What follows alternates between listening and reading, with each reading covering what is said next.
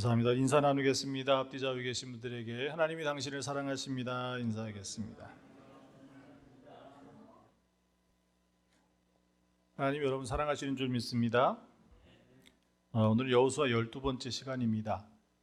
여호수아 13장부터 21장까지의 말씀은 가나안 땅, 정복한 그 가나안 땅을 분배하고 정착하는 그 과정에 대해서 기록하고 있습니다. 그래서 제가 여호수아 계속 보고 있는데 이 가나안 땅이 분배되는 이 부분들은 좀 빼고 다음 주에 마지막 이 여호수아의 유언과 같은 오직 나와 네 집은 여호와만을 섬기겠노라고 하는 그 말씀, 마지막으로 그 말씀을 듣도록 여호수아를 마무리 짓도록 하겠습니다. 여호수아, 모세가 죽고 모세의 뒤를 이어서 이스라엘 백성을 이끌게 된 그 여호수아, 지도자가 되었죠. 근데 하나님께서 여호수아에게 요단을 건너서 이스라엘 자손에게 주는 그 땅으로 가라라고 말씀을 하셨습니다. 그리고 발바닥으로 밟는 곳은 모두 너에게 주었다라고 하나님이 약속의 말씀을 주셨죠. 여기 약속의 말씀뿐만이 아니라 말씀을 더해서 격려하시고 그리고 한 가지 당부하십니다. 그것이 여호수아 1장에 있는 말씀입니다. 이 강하고 담대하라 이 말씀이 몇 번 반복이 됩니다. 말씀을 보면 강하고 담대하라. 너는 내가 그들의 조상에게 맹세하여 그들에게 주리라 한 땅을 이 백성에게 차지하게 하리라. 오직 강하고 극히 담대하여 나의 종 모세가 내게 명령한 그 율법을 다 지켜 행하고 우로나 좌로나 치우치지 말라. 그리하면 어디로 가든지 형통하리니 이 율법책을 내 입에서 떠나지 말게 하며 주야로 그것을 묵상하여 그 안에 기록된 대로 다 지켜 행하라. 그리하면 내 길이 평탄하게 될 것이며 내가 형통하리라. 내가 내게 명령한 것이 아니냐? 강하고 담대하라. 두려워하지 말며 놀라지 말라. 내가 어디로 가든지 내 하나님 여호와가 너와 함께 하느니라 라는 말씀을 주셔요. 강하고 담대하라는 말씀이 계속 반복되고 있죠. 그러면서 주신 말씀이 뭐예요? 하나님의 말씀을 지켜서 행하라는 거예요. 그리고 하나님께서 여호수아 이스라엘 백성과 함께 하시겠다라고 하는 약속의 말씀을 주셨습니다. 여호수아는 이 말씀을 의지해서 요단강을 건너서 길갈에 진을 쳤죠. 그리고 나서 여리고사 아이성을 차례로 정복합니다. 그것이 이제 어떻게 보면 가나안 땅의 중심부에 해당하는 곳입니다. 그리고 나서 이 남쪽 지역의 예루살렘 왕 아도니세덱을 중심으로 해서 아모리 왕 5 왕들이 연합해 가지고 어떻게 합니까? 여호수아는 그들도 물리쳐냅니다. 그리고 북쪽에 있었던 이 하솔 왕 야빈 왕을 중심으로 북쪽 지역의 연합군들이 또 한번 모이게 되죠. 그것도 여호수아가 싸워서 무너뜨려 버립니다. 자, 이렇게 해서 여호수아가 가나안 땅을 전체를 다 차지한 것처럼 보이지만 사실은 그렇지가 않아요. 이 남쪽 연합군과 북쪽의 연합군들을 다 물리쳐서 가나안의 대부분의 땅들은 차지했지만 온전히 다 점령한 것은 아니었습니다. 14장에 있는 말씀이 바로 그 말씀이 중심이 되고 있는 거예요. 아직 점령하지 못한 그 지역. 그래서 갈렙이 모세에게 자기에게 약속한 그 땅이 있다. 그래서 여호수아에게 찾아와 가지고 그 땅을 분배하기 전에 뭐라고 이야기합니까? 이 산지를 내게 주소서. 그래서 갈렙 그러면 이 산지를 내게 주소서라는 이 말씀이 딱 한 말씀처럼 붙어 있지 않습니까? 갈렙은 어떤 사람입니까? 여호수아와 함께 애굽에서 구원받은 1세대예요. 그리고 이 1세대 중에서 유일하게 가나안 땅에 들어간 사람이 둘이 있는데 그 사람이 하나가 여호수아고 하나는 갈렙입니다. 자, 받으세요. 천국에서 전화 왔나 보네. 받으셔. 괜찮아. 들어오실 때는 아예 진도 좀 바꿔놓고 오셔요. 다행입니다. 제가 그냥 다 외워서 했으면 어디 하는지 까먹었을 텐데 원고를 보고 하니까 제가 어디 하는지 알아요. 거기서부터 다시 시작할게요. 갈렙이 여호수아와 함께 1세대 중에 가나안 땅에 들어간 두 사람 중에 한 사람이잖아요. 자, 그리고 14장에 나올 때까지 근데 이상하게 갈렙의 모습은 드러나질 않아요. 그죠? 다 여호수아가 주인공이에요. 여호수아를 통해서 하나님이 모든 일을 다 행하십니다. 갈렙은 오늘 14장에 와가지고 나오는 거예요.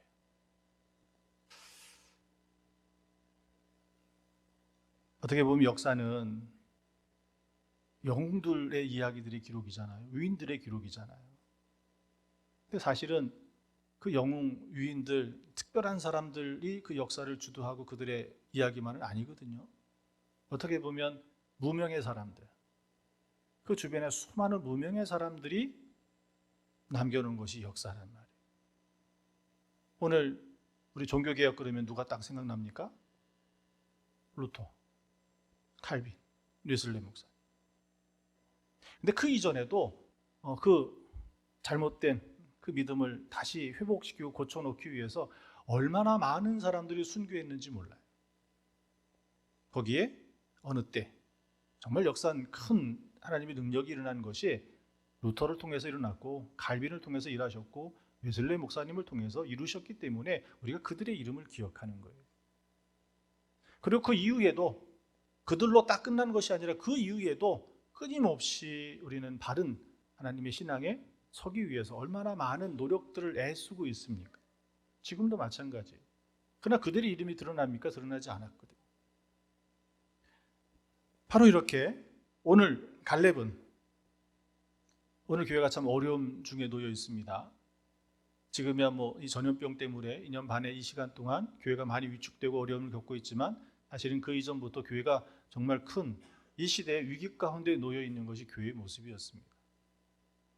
어쩌면 이런 속에 오늘 여호수아 14장에 있는 말씀을 통해서 갈렙이 어떤 사람인가, 어떤 믿음의 사람인가라고 하는 것을 보는 걸 통해서 오늘 우리 시대의 교회에 하나님께서는 오늘 여러분들을 다시 부르고 계시다라는 거예요. 여러분들이 제 소망은 다 갈렙이 되시기를 소망합니다. 갈렙이 어떤 사람이냐? 먼저 볼 거는 하나님만을 의지했던 사람이라는 거예요. 하나님만을 의지했던 사람. 근데 오늘 우리는 어떤 마음이 들어요? 좋을 때, 잘 될 때 하나님이 복 주시고 그럴 때는 아주 당연히 하나님 편이라고 하나님의 수 열심히 한다고 그러잖아요. 근데 문제가 생기고 어려움이 생기고 뭔가 내 마음이 맞지 않는 일이 생기면 어떻습니까? 오늘 우리는 그런 양극단의 자리에 있어도 변치 않고 하나님을 의지할 수 있는 믿음의 자리에 서야 돼요. 여호수아를 계속 보고 있는데 여호수아를 쭉 보면 저에게 딱 한마디로 정리해달라고 그러면 그렇게 말씀드리고 싶어요. 하나님, 그 하나님을 의지하는, 그 하나님만 전적으로 의지하는 그 믿음을 갖게 하는 것이 여호수아서라는 거예요. 여호수아가 이겼을 때가 언제입니까? 하나님과 함께 할 때예요. 그의 말씀을 듣고 그의 말씀을 지켰을 때, 하나님께 물었을 때. 여호수아가 실패할 때는 언제입니까? 하나님께 묻지 않고 사람에게 묻고 사람의 말을 듣고 자기의 판단을 가지고 했을 때, 자기 힘으로 하려고 했을 때는 실패하고 넘어졌다는 거예요. 여호수아서는 하나님의 백성이 하나님이 약속하신 그 땅에 살게 하셨을 때 거기에 무엇? 전적으로 하나님만을 의지하고 살아가는 그 믿음을 우리에게 보여주는 책이 여호수아서라는 겁니다. 갈렙은 어떤 사람이냐면 이스라엘의 순수한 혈통을 가진 사람이 아니에요. 오늘 6절의 말씀에 보면 그렇게 갈렙을 소개합니다.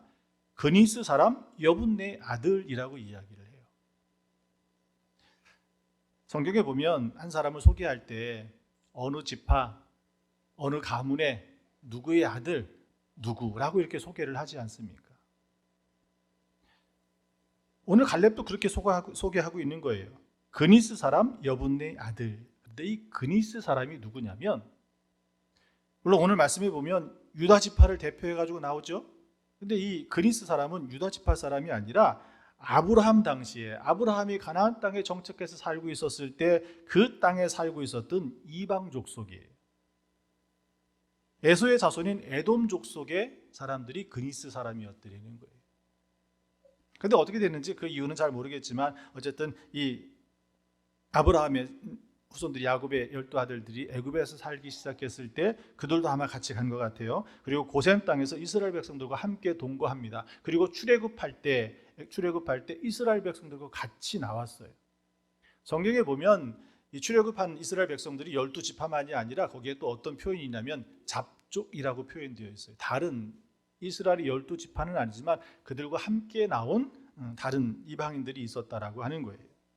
바로 이 그니스 사람은 바로 그 잡족 중에 속해 있는 사람이었다라는 거예요. 갈렙은 어쩌면 또 그의 이름을 보면 순탄한 삶을 살았던 사람은 아니라는 거예요. 갈렙이라고 하는 이름의 의미는 뭐냐면 개예요, 개. 여러분 생각하시는 그 의미예요. 그냥 반려동물 사랑하고 좋아하는 그런 의미의 개가 아니라 욕이죠, 욕. 그렇게 쓰였던 말이에요. 그 의미는 이방인들 또 남자 매춘부에게 붙여줬던 그 호칭이 이 갈렙이라는 개라고 하는 그 의미였다라는 거예요. 그래 이름이 담고 있는 그것만 봐도 어떻습니까? 혈통을 중요시하는, 족보를 중요시하는 이스라엘 백성들 사이에서 갈렙의 삶은 결코 순탄할 수 없었다라는 거예요. 차별과 수많은 고난과 좌절, 실패가 있었던 삶을 살았던 사람이 갈렙이었다라는 거예요. 이스라엘 백성이 혈통을 중요하는 것을, 족보를 중요하는 것은 여러분도 잘 알죠? 복음서에 보면 족보가 2개씩이나 나오지 않습니까? 근데 갈렙의 인생에 아주 대반전이 일어나는 사건이 일어납니다. 민수기 13장에 있는 말씀에 보면 모세가 가데스 바네에서 가나안 땅을 정탐하기 위해서 12명의 정탐꾼, 각 지파에서 한 사람씩 그 대표를 뽑아가지고 12명의 정탐꾼을 보내게 되는데 이 갈렙이 유다 지파를 대표해서 정탐꾼으로 뽑고 오늘 말씀에도 보니까 어떻습니까? 유다 지파가 여호수아에게 나와서 이야기하고 있죠. 그 중에 대표가 갈렙이 여전히 유다 지파의 대표로 갈렙이 세워져 있더라는 거예요.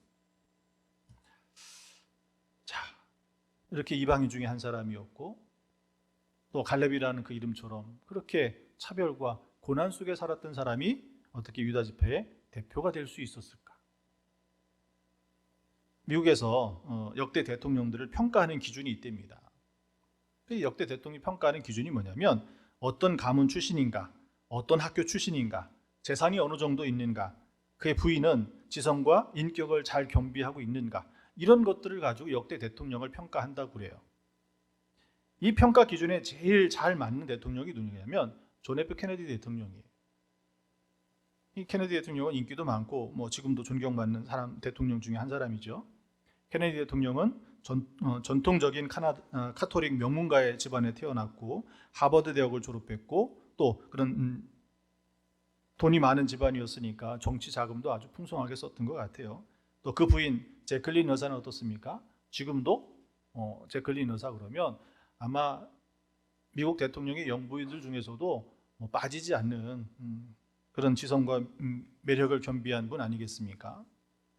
자, 그런데 이 기준에 아예 정반대가 되는 사람이 있다고 그래요. 그 정반대가 되는 사람이 누구냐면 아브라함 링컨 대통령이에요. 가난한 농부 출신의 초등학교도 제대로 졸업하지 못한 학력과 그리고 그는 어떻습니까? 참 수많은 어려움과 고난을 겪었죠. 그런데 미국인들이 존경하는 대통령 중에 이런 기준에 맞지도 않는데도 불구하고 케네디보다도 훨씬 더 존경하는 대통령이 링컨 대통령이라는 거예요. 링컨 대통령이 왜 이런 존경을 받느냐라고 하면 그의 일대기를 기록했던 이 전기 작가가 이런 기록을 남겼습니다. 링컨은 생애에 49번의 실패가 있었음에도 불구하고 좌절하지 않고 피나는 노력으로 실패를 극복한 사람이다. 실패를 극복하고 성공했기 때문에 더 존경을 받는다? 이해될 수 있겠죠. 근데 그 뒤에 뭐라고 이야기하고 있냐면 그가 실패를 극복할 수 있었던 원동력은 바로 예수 그리스도라는 거예요. 예수 그리스도, 그를 통해서 삶을 배우고 그 삶을 예수 그리스도의 삶을 살아내려고 애썼던 사람이 링컨이었다라는 거예요. 그래서 미국인들이 가장 존경하는 대통령, 그들이 존경하는 대통령의 기준이 이것이다라고 말하면서도 거기에 전혀 맞지 않지만 링컨 대통령을 가장 존경하는 대통령이라고 말하는 거예요. 갈렙이 이방의 잡족이었고 고난 가운데 산 사람이었지만 유다 지파의 대표가 되고 이렇게 오늘도 유다의 대표로 여호수아에게 말을 할 수 있었던 이유는 어디 있겠습니까? 고난을 극복했기 때문에요. 물론 그것도 이해할 수 있는 부분이지만 더 중요한 것은 아마 요셉을 통해서 보면 훨씬 더 이해가 분명하실 거예요. 요셉은 어떻습니까? 얼마나 많은 고난을 당했던 사람이에요. 형제에게 죽임을 당하려고 하고 노예로 팔려가고 노예로 팔려가는 속에서도 정말 하나님을 의지하고 성실하게 살았지만 유혹과 모함 속에 다시 좌절하고 넘어질 수밖에 없었죠. 언제 나올지 모르는 감옥에서 기약 없는 삶을 살았지만 그래도 요셉은 끝까지 하나님을 버리지 않았고 하나님을 전적으로 의지하고 살았던 것이 요셉이었다는 거예요. 그와 같은 삶을 사는 것이 바로 오늘 갈렙이 아니었느냐라고 하는 거예요. 끝까지 하나님을 의지하는 것을 포기하지 아니하고 하나님을 의지하고 오늘도 그가 요구하는 것을 보면 어떻습니까? 갈렙은 두 번째로 어떤 사람이냐면 하나님의 약속을 붙들고 산 사람이에요. 하나님의 약속을 붙들고 가나안 땅 정복하고 그 땅을 분배하고 제비 뽑은 이 순간이 어떻게 보면 이스라엘 민족에게는 아니 여호수아에게는 가장 큰 위기가 닥칠 수 있는 때예요. 전쟁할 때는 적이 있을 때는 어떻습니까? 그 적과 싸워 이겨야 되니까 어떻습니까? 내부 안에서 뭔가 조금 문제가 있어도 서로 어떻게 합니까? 그걸 가지고 아웅다웅 싸우지 않죠. 앞에 더 큰 적이 있으니까 그것을 싸워 이겨야 되니까 땅을 점령해야 되니까. 근데 이제는 땅을 점령하고 이 땅을 나누어 줄 때가 된 거예요. 자, 그러면 어떤 일이 생기겠습니까? 누가 더 공적이 강한지, 많은지, 누가 더 많은 희생을 당했는지, 어느 전쟁에서 누가 이기는데 기여했고, 이런 것들이 공적들이 난무하기 시작하면 무엇이 되는 거예요? 분열되고 갈라질 수밖에 없는 거예요. 가나안 땅은 가나안 땅에 7개 족속에 살고 있었는데 그들은 도시국가라고 그랬죠. 그들은 어떻습니까? 필요할 때 협력도 했지만 늘 아웅다웅하면서 아마 이 땅을 분배하는 자리에 이스라엘 민족도 그렇게 12개 지파가 도시국가처럼 그렇게 살았을지도 몰라요. 이 땅을 분배할 때 그들은 어떻게 했냐면 제비를 뽑았습니다. 그 이야기는 뭐예요? 그것마저 하나님께 맡겨드리는 거예요. 누가 좋은 땅, 나쁜 땅, 많이 적게가 아니라 거기는 하나님의 공의와 정의가 세워져 있었습니다. 더 많은 지파에게는 더 많은 땅을, 적은 지파에게는 그만큼의 땅을 주었어요. 그러나 어느 땅으로 가느냐는 제비를 뽑게 했다라는 거예요. 하나님께 맡겼다라는 거예요. 그리고 거기에 순종했다라고 하는 거예요. 그런 중에 어떤 일이 있었습니까? 갈렙이 45년 전 모세를 통해서 받은 약속이 있었어요. 바로 그것이 오늘 헤브론 땅, 바로 그 땅이 이 유다 지파, 이 갈렙에게 주어진 분깃이었다라는 거예요. 갈렙은 어떤 사람이에요? 45년 전에 가나안 땅에 정탐와가지고 10명은 바로 오늘 이 헤브론 땅에 살고 있는 아낙 자손들 때문에 자기는 메뚜기처럼 보인다고 그래서 부정한 보고를 했었죠. 불신앙의 보고를 했습니다. 그러나 여호수아와 갈렙만큼은 하나님이 우리와 함께 하시면 능히 이길 수 있다고 믿음의 보고를 했던 사람이에요. 그런 말미암아서 20세 이상 모든 사람들이 다 그곳에 죽었지만 여호수아와 갈렙만큼은 가나안 땅에 들어갔던 믿음의 사람이었습니다. 그리고 그때부터 지금까지 뭘 붙들고 산 사람이에요? 갈렙은 하나님의 그 약속의 말씀을 붙들고 살아온 사람. 갈렙이 오늘 나서가지고 그 땅 우리 달라고 이야기한 것이 뭡니까? 어떻게 보면 갈렙은 여호수아와 함께 반의 지분을 요구할 수 있잖아요. 이제 나이가 그만하니 어떻습니까? 분배된 땅에서 편안하게 살 수 있잖아요. 그가 요구한 땅은 좋은 땅이 아니에요. 많은 땅이 아니에요. 아직 점령되지 않은 땅이에요. 그러나 그 땅은 하나님께서 모세를 통해서 갈렙에게 주시겠다고 하신 그 땅이었어요. 갈렙은 하나님의 약속의 말씀을 붙들고 끝까지 어떻게 했던 겁니까? 그가 그 세월을 살아왔고 지금도 그 약속의 말씀을 이루기 위해서 하나님께 나아가고 있다라고 하는 거예요. 오늘 이것을 통해서 갈렙이 하나님의 약속을 붙들고 살아가는 그것을 통해서 우리에게 말씀하시는 것이 있습니다. 성도는 무엇을 붙들고 살아가는 사람이에요? 하나님의 약속의 말씀을 붙들고 살아가는 사람이에요. 오늘 우리가 구할 것은 바로 이렇게 하나님의 그 약속의 말씀을 붙들고 하나님께 구할 때 거기에 하나님께서 응답해 주신다라고 하는 거예요. 예수님께서 기도에 대해서 가르치실 때도 대부분 6장에 있는 말씀에 보면 그렇게 말씀하십니다. 6장 5절에서 9절에 있는 말씀에 보면 또 너희는 기도할 때 외식하는 자와 같이 하지 말라. 그들은 사람에게 보이려고 회당과 큰 거리 어귀에서 서서 기도하기를 좋아하느니라. 내가 진실로 너희에게 이르노니 그들은 자기 상을 이미 받았느니라. 너는 기도할 때 내 골방에 들어가 문을 닫고 은밀한 중에 계신 내 아버지께 기도하라. 은밀한 중에 보시는 내 아버지께서 갚으시리라. 또 기도할 때에 이방인과 같이 증언부언하지 말라. 그들은 말을 많이 하여야 들으실 줄 생각하느니라. 그러므로 그들을 본받지 말라. 구하기 전에 너희에게 있어야 할 것을 하나님 너희 아버지께서 아시느니라. 그러므로 너희는 이렇게 기도하라 라고 하시면서 주기도문을 가르쳐 주셨습니다. 여기 기도에서 말씀하실 때 뭐라고 말씀하셔요? 구하기 전에 오늘 우리에게 필요한 것은 너희 아버지 되시는 하나님께서 이미 다 알고 계시다라고 하는 거예요. 그러면 이것을 우리가 받을 수 있는 그 하나님의 은혜를 입고 살아갈 수 있는 방법은 뭐냐는 거예요. 어떻게 구해야 되는 거예요? 갈렙이 그랬던 것처럼 하나님의 약속의 말씀을 붙들고 그것을 가지고 구해야 되는 거예요. 우리가 기도해도 얻지 못하는 것은, 구해도 얻지 못하는 것은 다른 것이 아닙니다. 우리의 정욕을, 우리의 욕심을 따라 구했고 그것을 위해 쓰려고 했기 때문에, 야고보서 4장에 말씀하시는 것처럼 그렇게 사용하려고 했기 때문에 되질 않는 거예요. 오늘 우리는 하나님의 약속의 말씀을 붙들고 살아야 됩니다. 오늘 우리는 그 하나님의 약속의 말씀에 의지해서 기도해야 됩니다.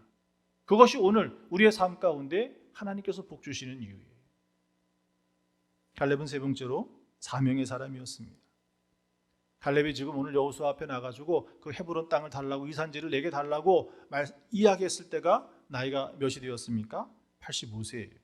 본문 10절과 11절에 있는 말씀을 다시 읽어드립니다. 이제 보소서, 여호와께서 이 말씀을 모세에게 이르신 때로부터 이스라엘이 광야에서 방황한 이 45년 동안을 여호와께서 말씀하신 대로 나를 생존하게 하셨나이다. 오늘 내가 85세로 돼 모세가 나를 보내던 날과 같이 오늘도 내가 여전히 강건하니 내 힘이 그때나 지금이나 같아서 싸움이나 출입에 감당할 수 있으니 라고 이야기를 합니다. 85세에 그것도 제일 안전하고 제일 좋은 그런 땅이 아니라 아직 점령되지도 않은 헤브론 땅, 그것은 아낙 자손들이 아주 강한 성을 가지고 그러니 아직까지 점령하지 못한 땅이 된 거죠. 그것을 향해 올라갔던 갈렙. 오늘 그가 뭐라고 얘기합니까? 나는 지금 85세인데 지금 내 상태는 어떻다는 거예요? 모세가 처음 나를 불렀을 때 40살 때 그때와 같다는 거예요. 여러분, 어떻게 그때와 같을 수 있겠습니까? 그죠? 세월이 지나면 힘이 빠질 수밖에 없고, 더군다나 85세면 아무리 장수라고 그래도 싸움에 나갈 아니잖아요. 그런데도 왜 이 갈렙이 이렇게 85세인데도 40대에 그 혈기왕성한, 가장 힘이 강한 그때의 모습을 가지고 있느냐, 그렇게 표현하고 있느냐라고 하는 거예요. 그것은 다른 것이 아니라 사명의 사람이기 때문에 그래요. 메가더 장군이 이런 말을 했습니다. 단순히 오래 산다고 해서 늙는 것이 아니다. 사람들이 늙어가는 이유는 목적과 이상을 잃어버렸기 때문이다. 세월은 피부를 주름지게 할 뿐이지만 목적이 없는 무관심한 생활은 영혼을 주름지게 만든다. 당신을 믿는 만큼 젊고 의심하는 만큼 늙는다. 당신은 자신감을 갖는 만큼 젊고 또 두려워하는 만큼 늙는다. 당신은 희망을 갖는 것만큼 젊고 절망하는 것만큼 늙는다.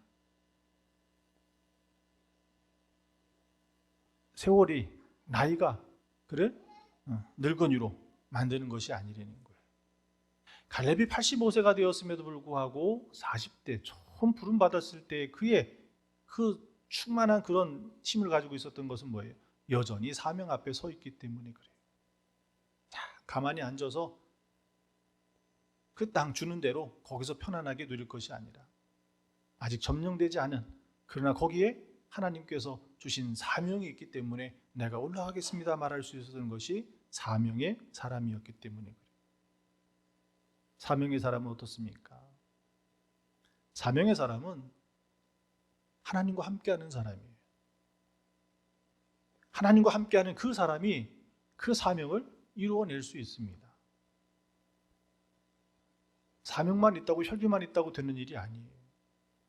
거기 하나님과 함께할 때, 하나님이 그와 함께할 때 거기에 사명이 비로소 완성되어질 수 있는 거예요.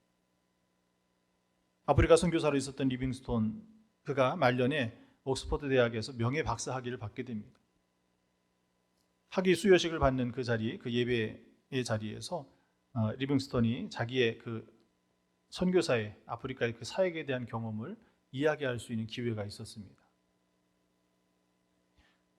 편안한 곳에서, 유럽의 편안한 도시에서 학자로 존경받으며 살 수 있었지만 그는 아프리카 오지에서 기후도 다르고 생활 환경도 낙후돼서 편안할 리가 없죠. 더군다나 원주민들이 우호적입니까? 늘 경계하고 죽이려고 하고, 사람만 그래요. 맹수들도. 나중에 그가 사역하는 중에 오른팔을 제대로 쓰지 못했다고 그래요. 사자의 공격으로 팔을 상해가지고 오른팔을 제대로 쓰지 못했다고 그래요. 그런 가운데도 그가 선교를 포기하지 아니하고 그렇게 마지막 그 땅에 묻히기까지 선교할 수 있었느냐. 그 보고를 하고 나서 한 젊은이가 물었답니다. 어떻게 그렇게 거기서 그렇게 사역할 수 있었는 비결이 뭐냐고, 힘이 뭐냐고 물었더니 리빙스톤이 뭐라고 대답했냐면, 나는 아무 특별한 비결이 없다고. 나에게는 세상 끝날까지 너희와 항상 함께 있으리라고 하는 예수님의 그 말씀만, 그 말씀을 붙들고 그 십자가를 붙들고 내가 지금까지 이 일을 감당했노라고. 이 얘기는 무슨 이야기예요? 주님이 그와 함께 하셨다라는 거예요. 그가 주님과 함께 했다라는 거예요. 사명의 자리는 바로 그 자리입니다. 주님과 함께하는 자리. 그러니 85세가 되어도 그의 환경이 좋지 않아도, 어려움이 있어도 그것을 떠나지 아니하고 포기하지 아니하고 끝까지 지켜낼 수 있었던 것은 바로 그 사명 앞에 하나님이 함께 하시는 믿음의 자리에 서 있었기 때문에 그렇다라는 겁니다. 오늘 우리에게도 주어진 사명이 있습니다. 오늘 우리가 감당해야 될 삶의 분량들이 있어요. 이것을 우리는 나이를 탓하고 환경을 탓하고 우리에게 주어진 그 무엇을 핑계를 삼는다면 언제나 멈출 수 있어요. 언제나 거기까지일 수밖에 없어요. 그러나 하나님께서 나와 함께 하신다라고 하는 그 약속의 말씀을 붙들고 우리에게 주신 그 사명을 내가 놓지 아니하고 있는다면 나이가 무슨 소용이며 내가 있고 없고가 무슨 소용이며 하나님이 함께 하시는데, 하나님께서 싸우실 때 어떻습니까? 칼에 맞은 죽은 사람보다 우박에 맞은 사람이 더 많다고 그랬습니다. 하나님께서 그날 그것을 이루셔야 되니까 어떻게 하십니까? 해도 멈추게 하시고 달도 멈추게 하시고 하나님께서 이루게 하시지 않습니까? 바로 이것이 사명 앞에 하나님과 함께 할 때 경험할 수 있는 일이에요. 오늘 이 시대의 교회가 하나님과 함께 하고 있는가? 오늘 우리는 물어야 돼요. 오늘 우리 권사로, 장로로, 집사로 세워진 우리가 하나님 앞에, 사명 앞에 하나님과 함께 하고 있는지 물어야 돼요. 사명 앞에 서시기를 축원합니다. 잡족이었던, 고난 속에 있었던 그가 유다의, 이스라엘 지파의 그 대표가 될 수 있었던, 그러면서도 끝까지 그것을 붙들어낼 수 있었던 것은 하나님이 그와 함께 하셨고 그가 하나님과 함께 하고 그가 사명을 잃어버리지 아니하고 끝까지 그것이 자기를 통해서 일하시는 그 하나님의 능력을 이루어내기 위해 했었던 바로 그 갈렙, 그가 있었기 때문이라는 거예요. 오늘 우리에게는 여러분이 있는 줄 믿습니다. 하나님은 여러분이 있는 줄 믿습니다. 우리 그 한 명 올해가 가기 전에 한번 좀 전도해 보시기 바래요. 그런 믿음의 자리가 되시길 축원합니다. 기도하겠습니다. 하나님 감사합니다. 오늘 우리 앞에 갈렙과 같은 믿음의 용기와 또 그런 고난과 환난 속에서도 오직 하나님만을 의지할 수 있는 믿음을 우리에게 주시옵소서. 끝까지 사명을 포기하지 아니하고 그 사명을 붙들고 이 산지를 내게 달라고 외쳤던 그 갈렙의 목소리가 오늘 우리의 믿음의 고백이 되게 하여 주시옵소서. 감사드리며 예수님의 이름으로 기도합니다. 아멘.